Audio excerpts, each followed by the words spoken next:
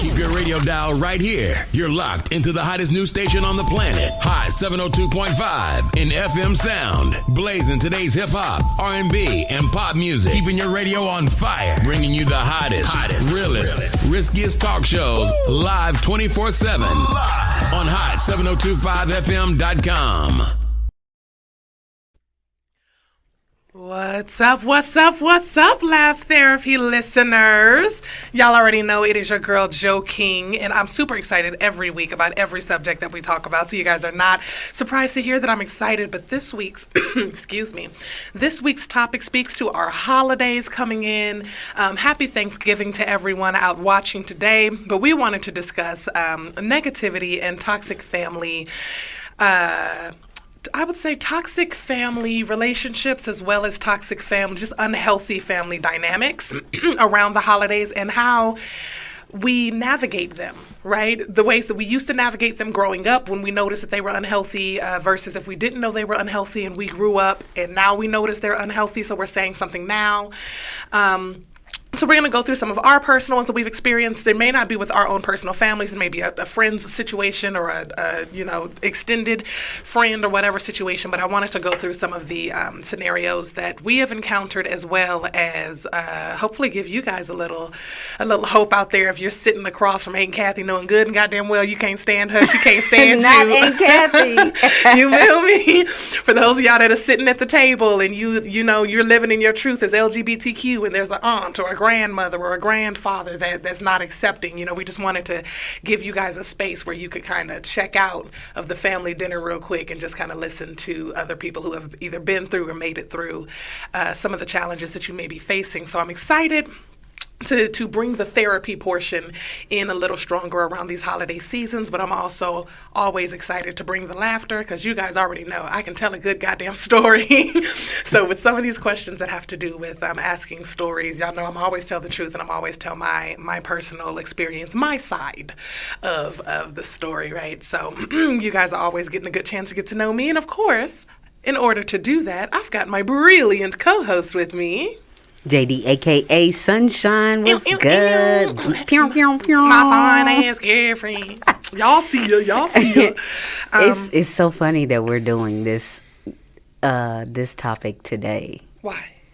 Because of what's going on. Oh, with your family. Yeah. I didn't pick this topic. She did not pick this topic. We had no idea what we were going to do for it, and then I realized that it fell on holidays. So I said, well, what do people talk about around the holidays? What's something that, is centered around the holidays and blah, blah, blah. So I was thinking about questions about like pies, our favorite desserts, favorite memories as kids coming up with the holidays. Snooze fest. And I was like, that's nothing therapeutic about that. It's nostalgic maybe, but there's nothing therapeutic about that. And to be completely honest, at this stage in adulthood, I don't feel like people really want to hear a lot of those feel-good stories. They want to know the real because we're all trying to navigate this adulthood shit, and it sucks sometimes. It sucks. It can be hard. It can be difficult, and you feel like you can't open up sometimes to your closest circle. And it has been my hope that when you guys watch Laugh Therapy and you guys tune in, that you feel like you get to talk to your friends a little bit, like you're getting a little bit of time to just vent or hear us vent and be like, yeah, that shit sucks, when it comes to adulthood, so. And y'all are always welcome to call in or absolutely comment.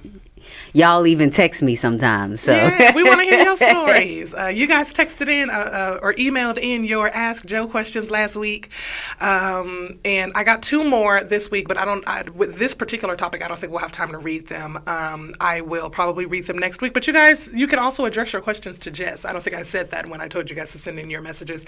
There are things that she is also very wise on that has nothing to do with me. And also, if you're looking for advice on like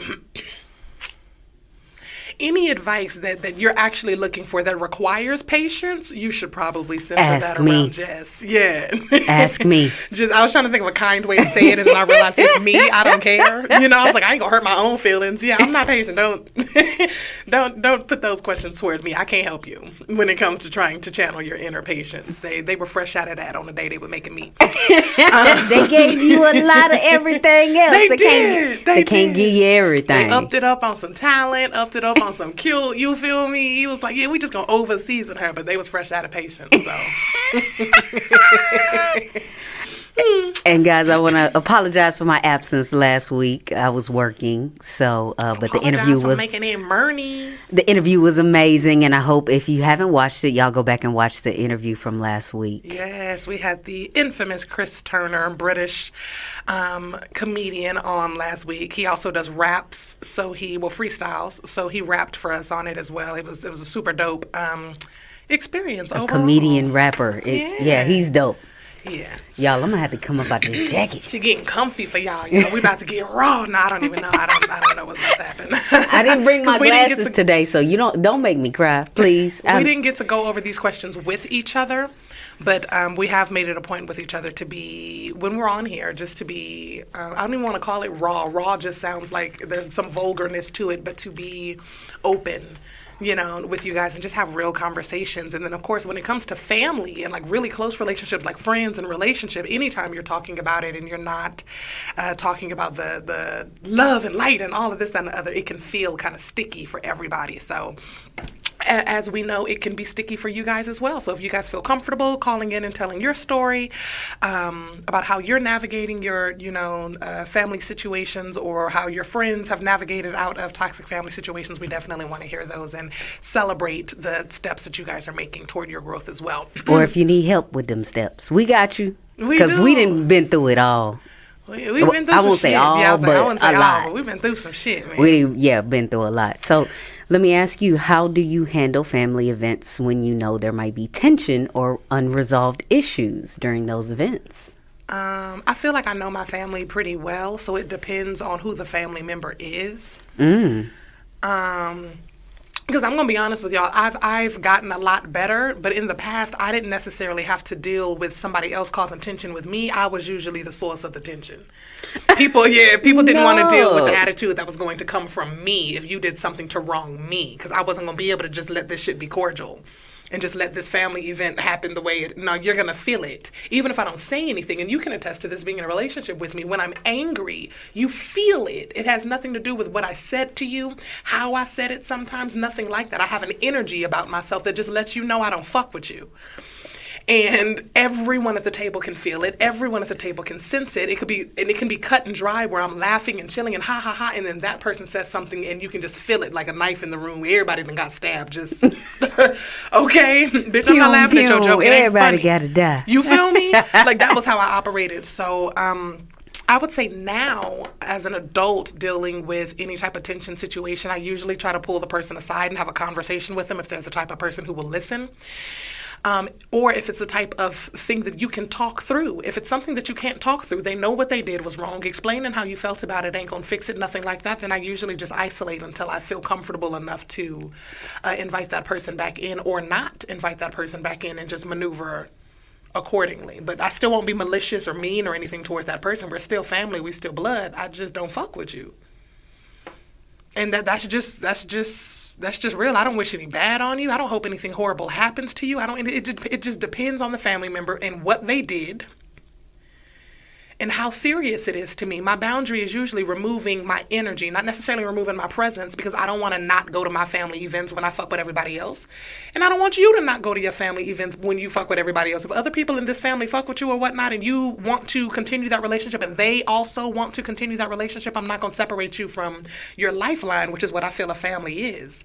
However, if you violated me in a way, I'm going to make it known that you now have a boundary with me because you crossed that boundary, and you and anybody that's standing on that side of that boundary with you need to respect the boundary that has been set. Or then we can't do these no more. We're gonna need to have 2 different family functions, because I'm gonna fuck it up every time. Yeah, I'm finna fuck up grandma's living room every time I see you, fam. Oh, it's some furniture moving. Yeah, it's furniture moving, because I if the boundary was already set, you feel me, and I know that I'm right, and the family knows that I'm right, and they're asking me to move on, I can move on if you are holding this person who crossed this boundary with me accountable. But if y'all think moving on is me forgiving and forgetting and everybody just acting like it didn't happen, I'ma fuck up Christmas every year. Because that's not what that means. You felt that in your chest. Every year. Y'all gonna hate this motherfucking holiday, I swear for God. Just don't invite that bitch and I'ma still pull up. I'ma still pull up. Y'all and don't tell Jordan what time we having hoe's Christmas. ass every year because y'all gonna quit playing with me. That's just that's one of the things that I understand in my son. My son Legend is very big when it comes to being fair. Don't lie on me. Don't play with me. Like if it's mine, it's mine. Don't. If I said don't touch it, don't touch it. Like it's his rules. Like, and he's very adamant about it when he feels that something is fair. If I don't do that to you, don't do that to me. Right? And I get it. He is very emotional with it, but I get it because I'm the same way. If I set a boundary and I told you I don't like that, then don't fucking do that. If you did it knowing that I don't like that, you did it to upset me. And guess what, bitch? I'm upset. Congratulations. I'm a fuck up this holiday. You achieved. Exactly. What you were going for. That may not necessarily be the right way to deal with it. Some of you guys are super non-confrontational. So like I said, it depends on the family member. If I know that this family member wouldn't intentionally do something to harm me and I just don't understand why they made that decision, let's have a conversation. I'll pull them aside. Let's have a conversation. You hurt me, and I want to make sure that you know that you hurt me when you did that. That way, if they come with some rah-rah shit after I just told you you hurt me, I know that it's intent now. Like now, because you didn't even apologize before you tried to defend yourself, fam. You know, like for me, that's how I take it. So that's good life advice too. Yeah. If I started with my emotion of you hurt me when da da da da da, and the first thing out of their mouth is I didn't even, or what about when you you don't give a shit about my fucking feelings, fam. It's on. Boom, light the flame. It is what it is. So but I'm a little bit more historically I have been more confrontational when it comes to that. If I know I'm right. Otherwise I usually just let it go. If I see their point of view and my point of view, and I'm like, oh, okay, I may have. In their point of view, I can see where I was wrong. I'm usually just like, oh, okay. Well, you feel how you feel, and I feel how I feel. Merry Christmas. You do that regardless. No, if they wrong, I make sure they know. No, I'm talking about, well, if you feel how you feel, I feel how we feel. Let's just move on. Let's move on. Because you ain't finna change my mind, and I'm not finna try to change yours.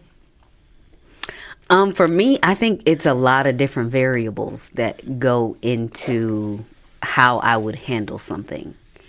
So like one year, this was during Christmas, I found out one of my little cousins had been cussing his mama out.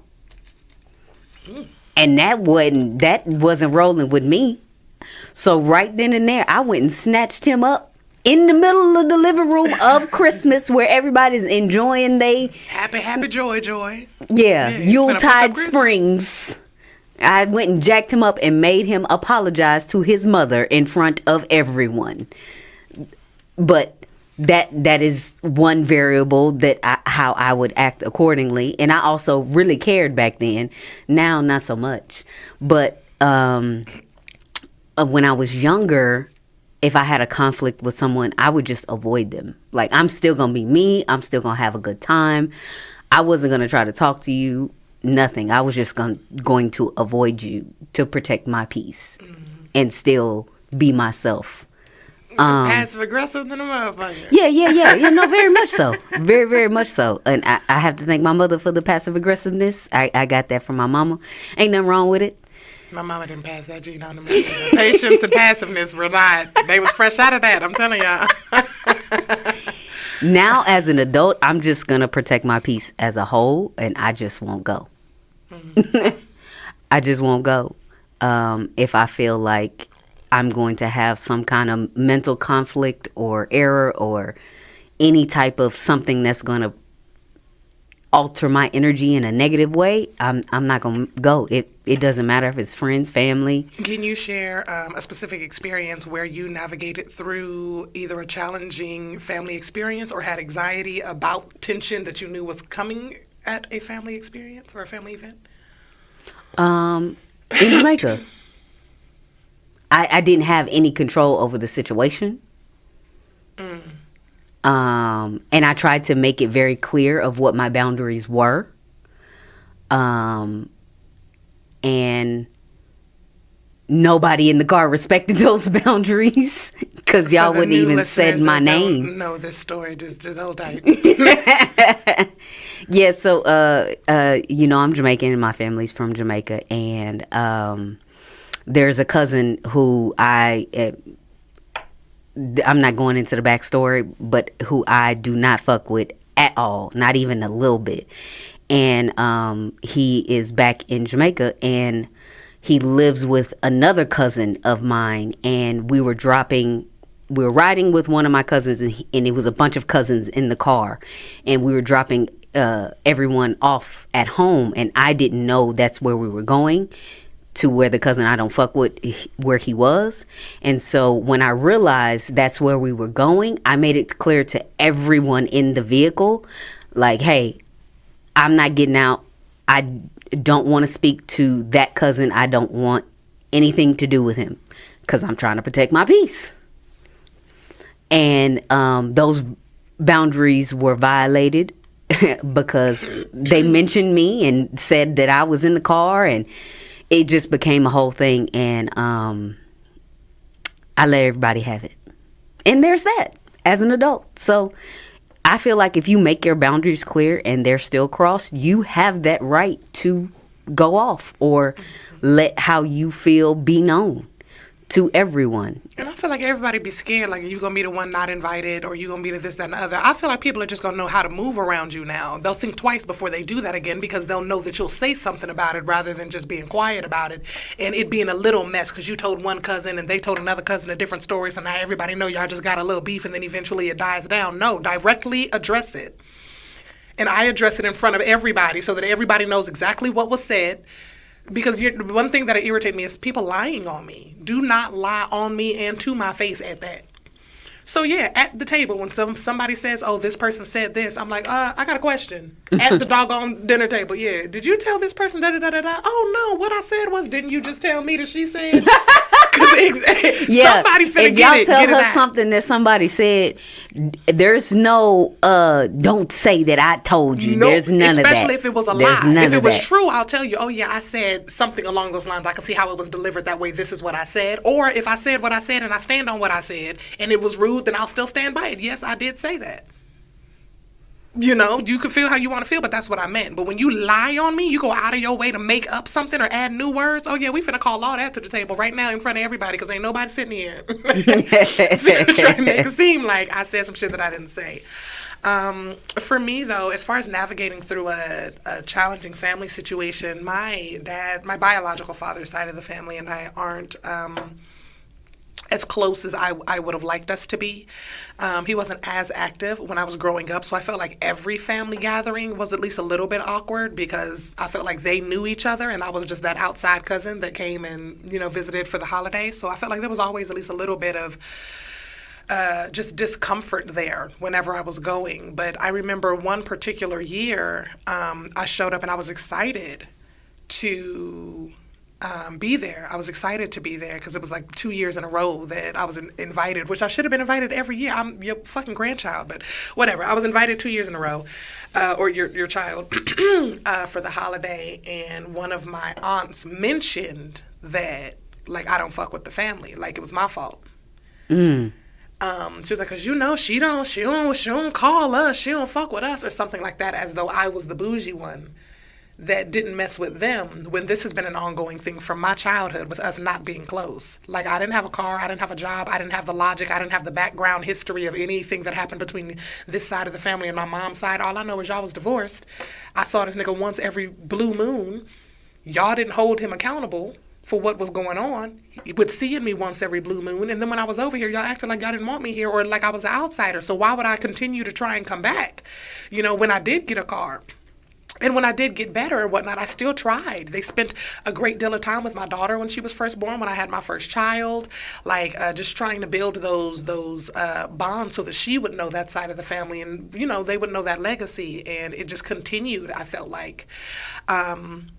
So anyway, for that particular family situation, when she said that, it kind of made me turn and look at them because I felt like, oh, anybody can make themselves a victim? Now, it's kind of how I was feeling. I was like, how you make yourself the victim now that you are older and elderly and you would like for your nieces and nephews to call you, but when we were kids and we needed you to be the aunt to call us, our phones was dry as shit. Yeah.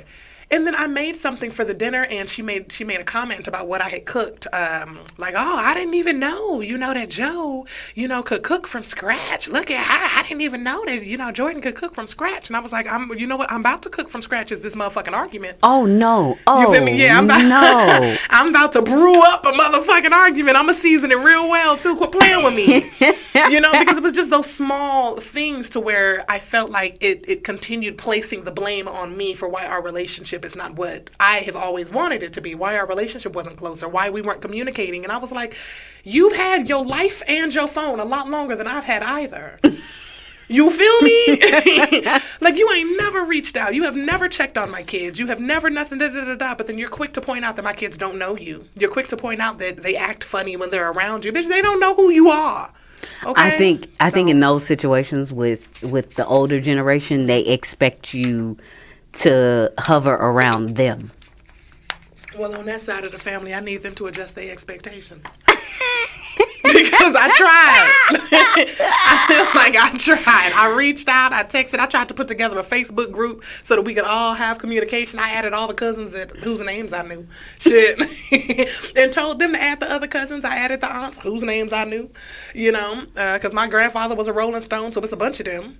So I don't know all the names. It was a lot. Anyway, I feel like I tried to extend myself as much as I could. And I was just like, you know what? Y'all don't call me. I'm going to start calling the people that call me.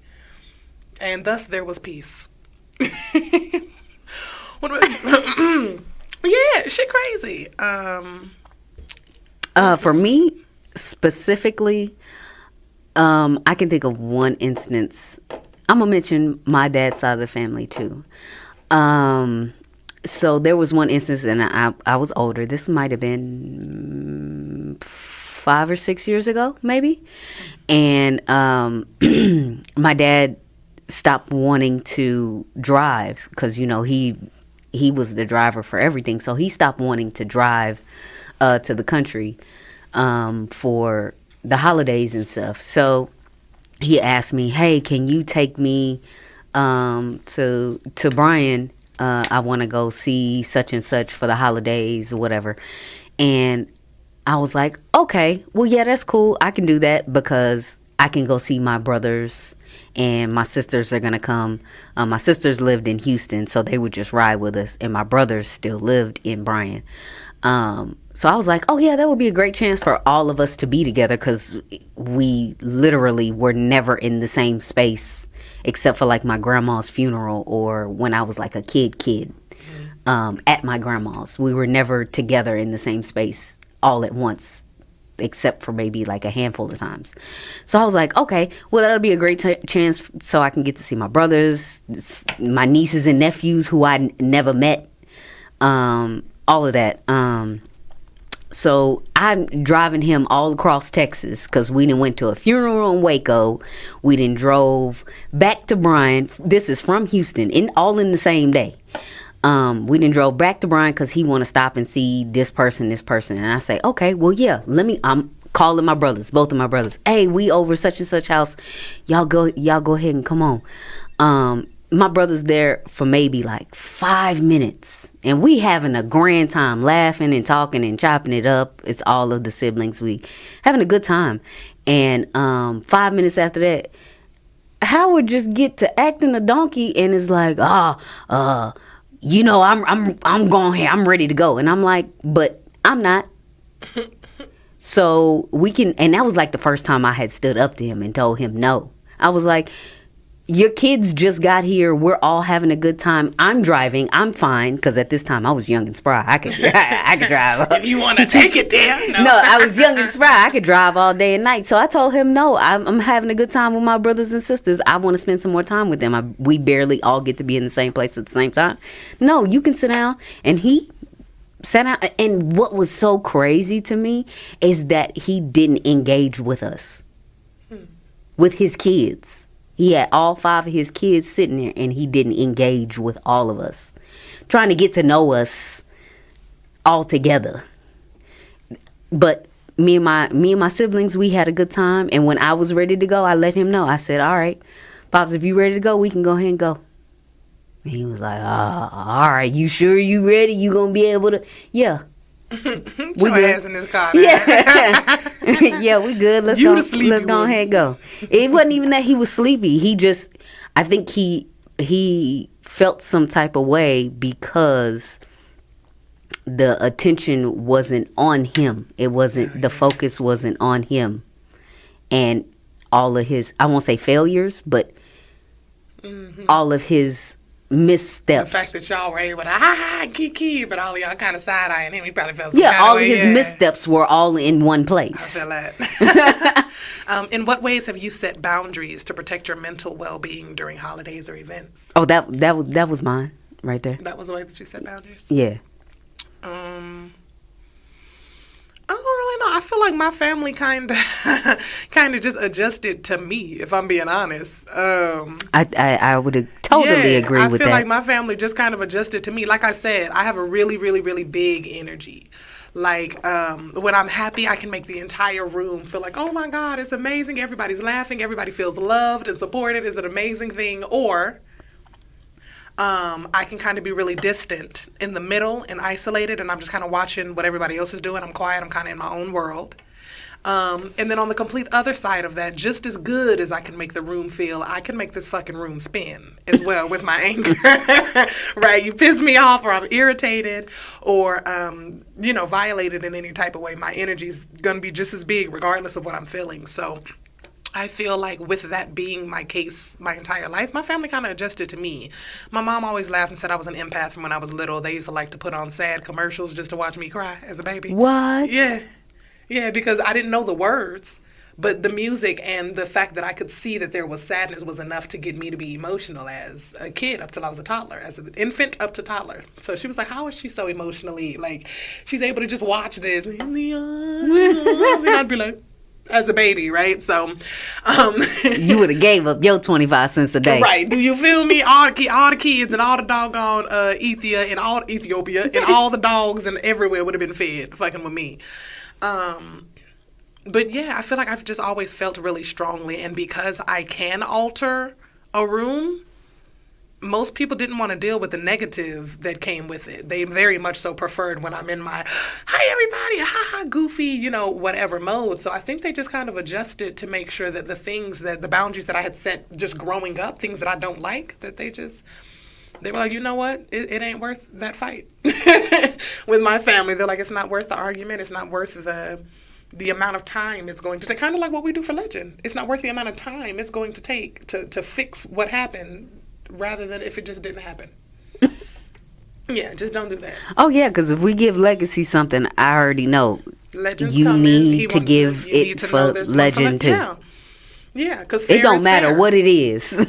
Unless it's an ass whooping. Exactly. And his energy is going to change the room, his emotions, because he's going to cry, he's going to yell. I don't have to cry and yell anymore. I'm an adult, but my energy will still shift this room, and he's the same way. It's not a I didn't get my way type thing. He can understand if he's not going to get his way because he did something for it. But if it's unfair in his head, somebody got something, they didn't do anything to deserve it, and he comes and he's like, okay, my turn. And you're like, oh, no, not you. He's like, oh, nah, I'm finna fuck up Christmas. That's what it is. He fucked up the whole classroom the other day. Yeah, I'm finna fuck up Christmas. Y'all got me messed up. So, yeah, I feel like my family really just adjusted to me. As far as me having to adjust to other people's boundaries, I know that there are certain ways, that I need to speak to one brother compared to the other one when it comes to giving criticism. One of them is a little bit more pride-based, where the other one, and the one that's a little bit more pride-based doesn't want to feel guilty or ashamed for anything, whereas the other one doesn't really give a damn about if you try to make him feel guilty or shame about anything. He's more so trying to find the solution, and he just wants to feel supported. And then if you've got some great ideas as well, because if he ain't got one for himself, but he can take yours, he's also open to that. But yeah, I think we all just kind of navigated based on how they responded when we didn't necessarily set the boundary by saying, hey, this is what I don't want you to do. It was like, hey, I don't like that you do this. And then you see how they responded, and you're like, okay, so I know next time I don't like something not to go to him like that. And my family just adjusted. We just trial and error. We'd be like, hey, I don't like it when you make spaghetti like that. This is how you make fucking spaghetti. And we're like, oh, okay, it's fucking delicious. Maybe just don't ask him to make the spaghetti. Right. And then we just go and tell the rest of the family. So we're gonna do catfish, right? Catfish and pork chops this year. No spaghettis, right? And I feel like that's how we rocked with boundaries. We didn't have to be like, it took one and we were like, We don't want to elicit that response anymore. We don't like that. He didn't like that at all. We need to change that next time. It's kind of how it went. So, yeah. It's what happened with my family. We were like, Didn't like the way that response made me feel. We're going to move on. My eye is running. For me, as far as finding effective strategies for dealing with toxic family dynamics, now I want to talk about it. Like I have been saying for years in my family, we need to talk. We need to talk. We need to talk about it. And now it's finally happening, and I can't tell you that when we the got walls of China are falling. She would just bring up random stuff, like small things, not, nothing major that all other families don't deal with. But she would just bring up something small or whatever, and I'd be like, call her. Immediately, she'd be looking at me like, no, like, I don't know. I just wanted to vent it out at first when we first got together. And I'm like, call her. Because I guarantee you, next time that she feel like doing whatever it is that she just did, she'll do it differently. Because that's how my family operates. I didn't realize all families don't work that way. But that was my solution for everything. When she was like, oh, my cousin did this, and my sister did this, and my mom or my mother, call him and tell him you ain't like that shit. And she was like, you're a little aggressive. They wouldn't have did it again sooner. Shit. But nah, I think that's how I deal with everything now, or I would like to deal with everything now. Let's talk about it. If I care about you. If I don't care to talk to you or about the situation at all. But we're talking about family, so I care about my family, and I want shit to be right. So my solution for everything is, fuck, let's talk about it. Or if one of my aunts is wilding and saying something wild to somebody else or acting wild, Mama, you need to talk to your sister. Y'all need to talk to her. Why? Like, that is my solution for everything now. Y'all need to go ahead and sit this person down, or we need to all sit down and talk about it. We need to all have a real conversation. Not one of them fluff pieces either. Like, real shit. So, that's happening now. And like I said, the walls of China are falling. Facts. I'll also say I deal with stuff like that differently with family, blood family versus like a relationship. Because we have our own family as well. Like, when it comes to my family, I'm quick to, I don't like that. I don't want to do that. No, I don't want to do that. And it's because they've known me all of my life, one. And two, you can't unfamily me. Just like I can't unfamily you. Even when I'm upset with them, I set that boundary and let them know that I didn't like that. But also, I'm still going to love them on Friday. Like, don't talk to me till Friday because I'm pissed off. But I'm still going to love you on Friday. Not that I won't still love you, like, in our relationship. But when it comes to talking, my mouth, knowing that my mouth is reckless, I've learned how to navigate it with my family. With her, I still very much so have to pump the brakes on my tongue sometimes when I get mad, because I'll say something reckless that I would have said in a past relationship or whatever, with one of my exes or one of the men or whatever, and just be like, this is reckless at the mouth. And I'm like, one, she's softer than they were. I'm a lady. She is. She's softer than they were. And two, I actually give a damn about this relationship. So I have to stop myself sometimes and bite my tongue and be like, bitch, don't say that. Like, you love her. She's just getting on your nerves right now when I'm getting ready to get reckless. But she be the one, so that's another reason why I take time. I'll get upset with her or whatever, and then I'll go in the room and I'll isolate for a little bit. And she's like, why are you locking yourself up? Let's talk about it. And I'm like, hey, see, the thing is, the way my words are set up, the way my mouth is set up right now, because I'm angry, I don't want to talk to you. It's not that I don't love you. It's just that what I want to say today, you might question if you love me on Friday. You feel me? Like, you might have to question if you still love me on Friday, and I don't want that. So, oh yeah, that's one thing we've had to navigate is because I'm I'm one of the people, I like to talk right then and there and Yeah. get it out, because I don't like having to think about it for a long time, and that means I have to be in that space for a long time. I'm not built like that. I don't want to be like that. I want to, all right, we had an issue, we summed it up, now we can move on, and I can continue to But be she my can jolly calmly self. communicate that she's mad. That's the difference. She can calmly communicate, like, with No, words. there's times there's that things she's that mad. bother me, and I take time to figure out how to say it in a Yeah, but it still take you like communicable 15 manner. minutes. It take you like 15 minutes, and then you like, okay, let's talk about it. Nah, sometimes I need a day. Like, I need to process my words for like 24 hours. Because I don't know if other people, like, do you argue in your head with yourself? I don't argue. Like, say my point and then say your point. Yeah. Like, play the argument Like, out try in to your play head. both points of view? No, I don't do that. I do. I play both points of view, and that's one way that I can usually come to you and say, okay, I see your point of view afterwards. It's not anything that you said. It was me having an argument with myself from both points of view. So it's kind of like, so I learned this technique in debate, actually, in school. I was But, in debate too. Yeah, okay, so did you guys do the project where they give you a lesson and you got to write out your, like, draw up your whole case on why you're this, and then they make you argue the other side? Something like that. So we had to do that. And what I realized in that project is when I do that, I'm able to see, like, when you really have to argue it down, it's like, damn, I can really justify this side, you know? And it's like, I don't fuck with this side. I still don't agree with this side. However, I can see how I can justify this point of view if I thought this way. So it's one of the things that I use. I use it in our relationship. I use it in my friendships now. I use it in my familiar relationship. I just started incorporating it like maybe 3 or 4 years ago, though.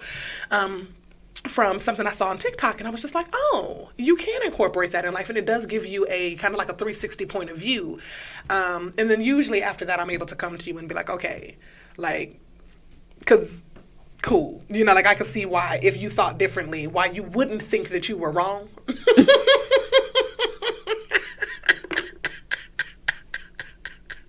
Because I will admit, I am wrong sometimes. Yeah, she is. So See? That's it right there. So, But that's exactly why I don't realized do it, though. I'm like, you know, but yeah, I argue with myself in my head sometimes. And sometimes that's a 24-hour goddamn job. I got to get the whole point out. And I'm like, oh, I could see It take how you she meant 24 that. hours Sometimes. to argue as me in your head. Sometimes.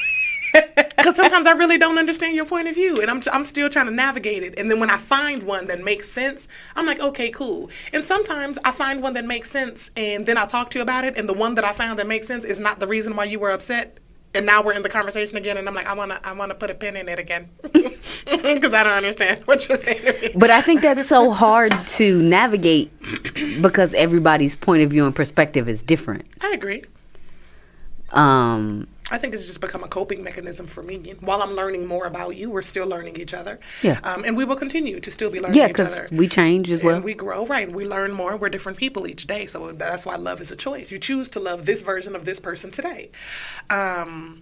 But yeah, I think that's one of the major differences with us. Whenever you get upset, you be like, let's talk about it. And I'll be like, give me a minute. Because one, my mouth is reckless when I'm angry. But then even when I'm not angry and I want to be able to communicate properly what I'm thinking, it takes me some time to think out everything I want to say and then think about what you would say and then think about why you would say what you're saying when I'm right. So in my head when I'm starting off. So it's a process. I can't do that with you. Because I have no idea what the fuck you're going to say. I'm just gonna be completely Facts. 100% here. I have Facts. no fucking clue what you're gonna say. Facts. Zero. So I just have to get my bullet points down in my head. If it's something that's been stewing in my head, I have to get my bullet points Ooh, down. I like this question. So that's why I can't do the play the argument Excuse me. thing in my head. How do you manage expectations when interacting with family members who may be emotionally draining? 9. Yeah,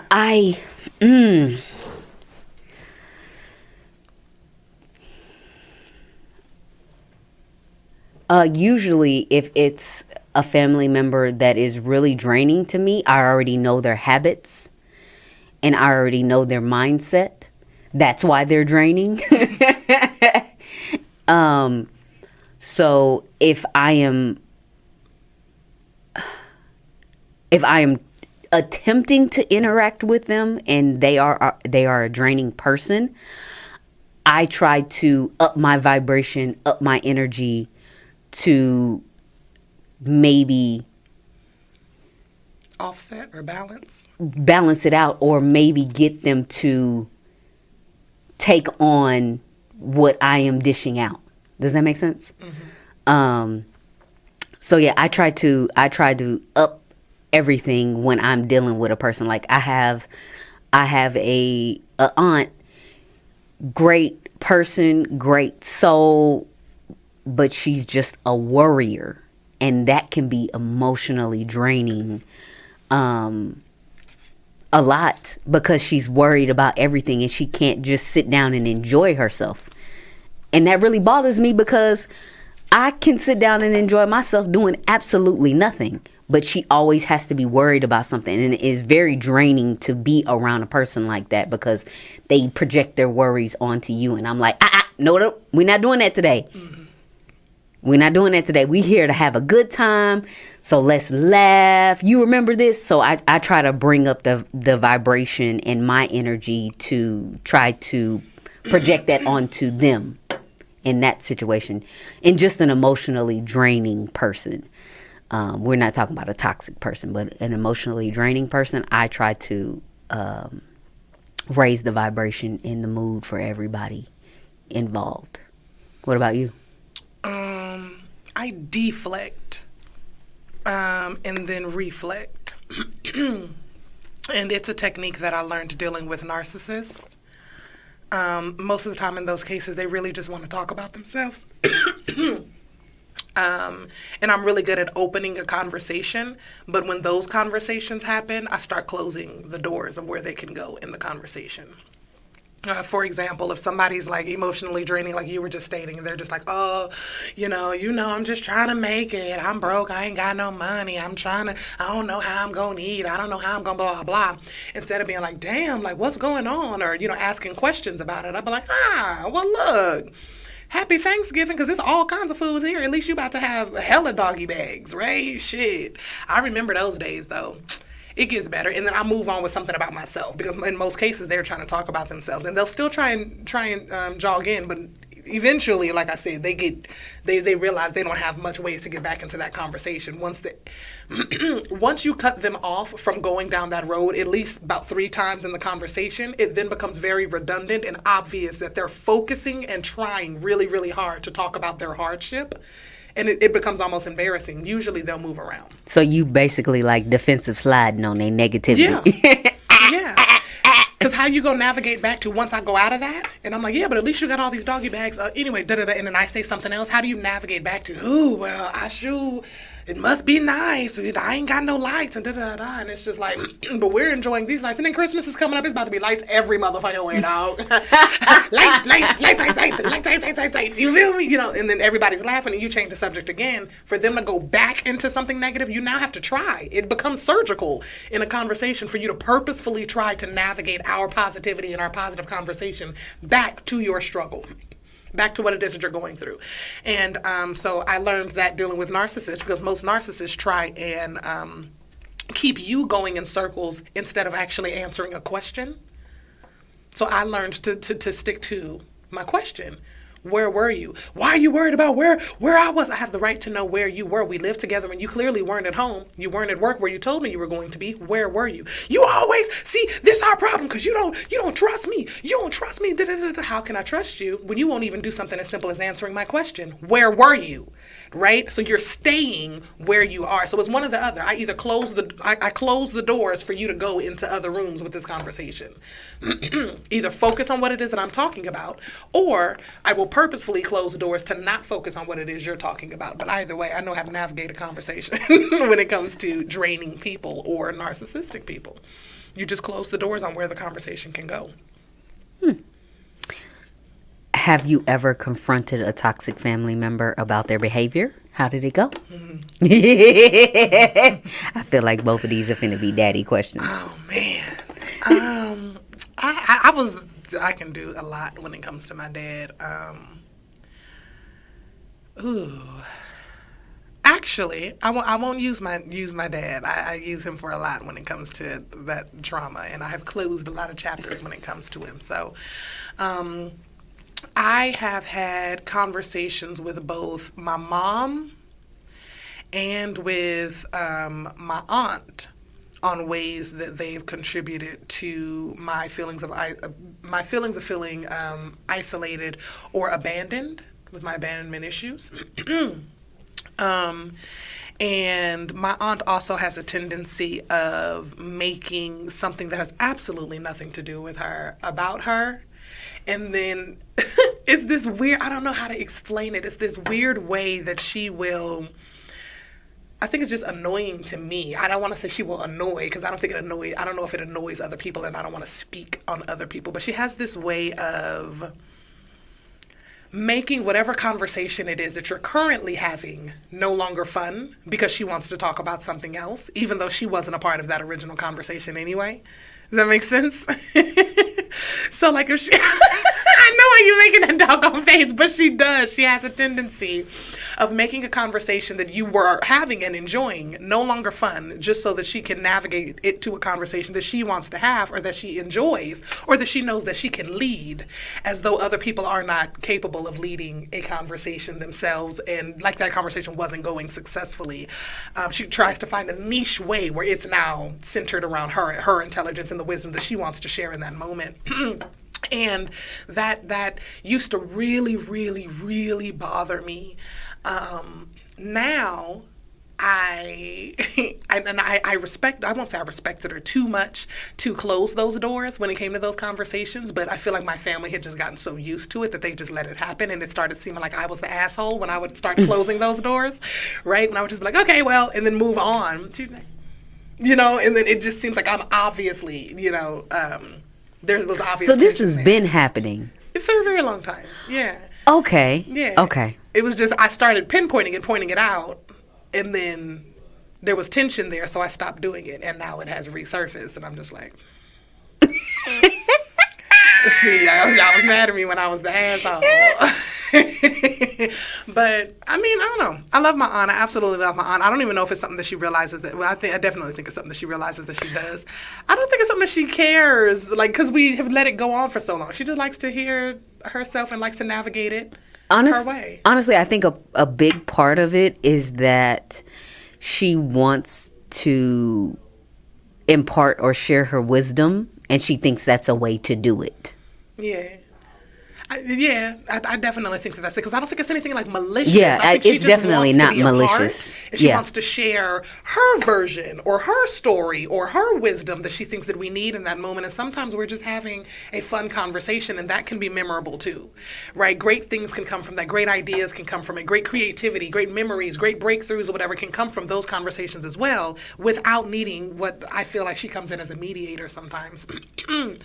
Or trying to steer or navigate it, and that conversation was going somewhere else, right? So I would say, as far as managing it, that's how I would try to do it as well. I started closing doors, but as far as her way goes, I usually try and stick a pin in the conversation to see where she's going with it, and then I'll be like, well, what I actually wanted was, and then I'll go back into my point of what I was talking for, so that she still got to get what it is that she wanted to get off of her chest, and I still got to get the conversation that I was trying to have before she really interrupted me out of there, right? So, oh, you already answered. No, I haven't.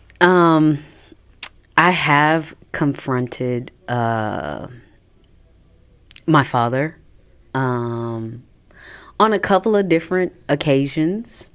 As an adult, I tried to confront him about something that probably molded me in a negative way.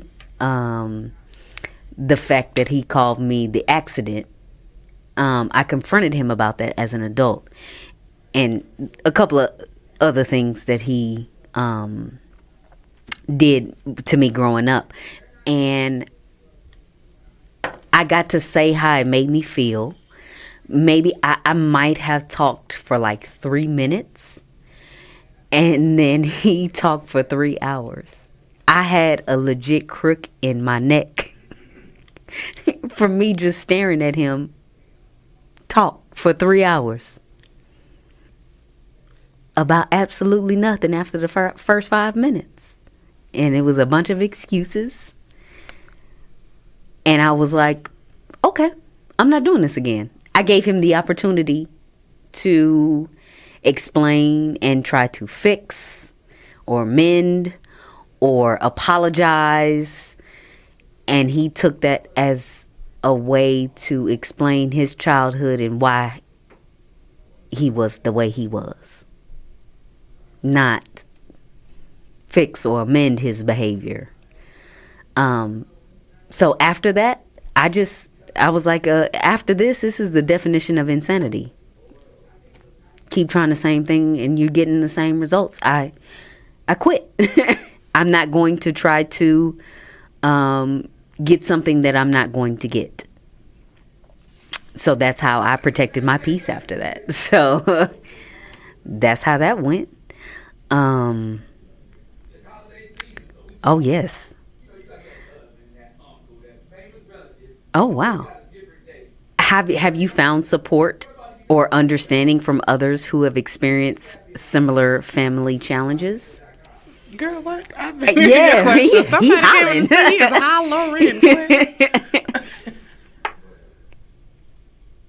Have you found support or understanding from others who have experienced similar family challenges as you? Oh yeah, definitely for sure. I have not within my family, but I have experienced SA as well as rape. I don't know if you can say rape on TV. I mean rape on the radio, and molestation. And finding it was actually amazing to me how many women you run into who have been victims of assault, whether it be domestic violence or sexual assault. So I actually have several friends who have been victims or experienced something like that within their family, not just friends, family members, or, teammates, family members, or whatever who have done this to them, but actual blood relatives who have violated them and violated their bodies. And they still have to navigate like dinner tables with these people, holidays with these people. And one of my homegirls, finally opened up to me and told, well, I won't say finally because I didn't know, but she opened up to me and told me that one of her uncles had done this to her. But I had met this uncle. We had chilled with this uncle. We had smoked with this uncle. I had gone to this uncle's house because her family had her grandmother had this event and the uncle lived with the grandmother. So we went to the grandmother's house more so. And he's there and we chopped it up. They laughing and shit. I would have never guessed that this uncle violated her the way that he did. But even she didn't act like he violated her the way that he did. And the entire family acted like he didn't violate her the way that he did. And after she told me, I just looked at her. I was like, does your family even fucking know?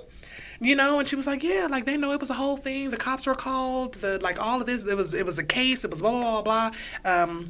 But we didn't move forward with the case, and she said she didn't see him for like a year. He didn't go to jail, but like he lived with somebody else. And then after that, the whole family just continued the way that the family does, and she didn't know what to do. She was a child, so she continued the way that the family does. He never did it again, and they have a pretty okay relationship now. And I was still trying to figure out how we were going to stab him in his sleep. So I knew that was coming. I was like, bitch, what? Like, I don't care if everybody else is like hunky-dory about it. That nigga gotta die. Like, what are you?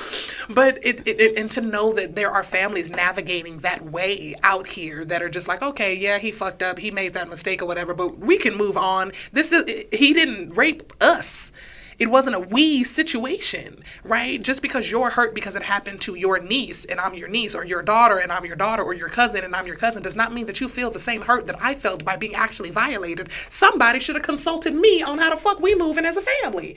And she said they didn't do that. Like, she just didn't see him for a while, and then everybody came back and acted like everything was cool, and I'd be like, excuse me, everything's not cool.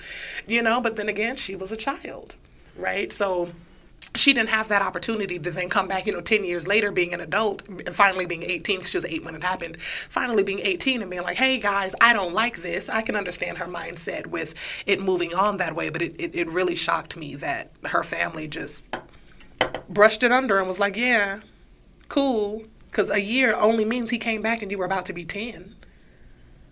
How was he allowed back in the house? I don't understand any of that. And if you press charges, but you drop the charges, how is he still not having to register? I don't understand. But well, one thing that I've learned is sometimes families don't like to deal with hard shit, and they don't know how to deal with the difficult shit. So it's just easier to just move on. For who? Yeah, it's easier for the group to move on versus the couple of people that it actually affected, not knowing that it could eventually affect more people down the road. Facts. So I think it's just easier for the group to move on. But I think we are wrapped up for here. Wrapping up here, guys. Thank you so much for tuning in. I do feel that this is a conversation that we should continue, so it very well may be a part 2 of this coming up. But happy Thanksgiving. We do hope that for this hour you guys enjoyed us, and we will catch you guys next Thursday at 4.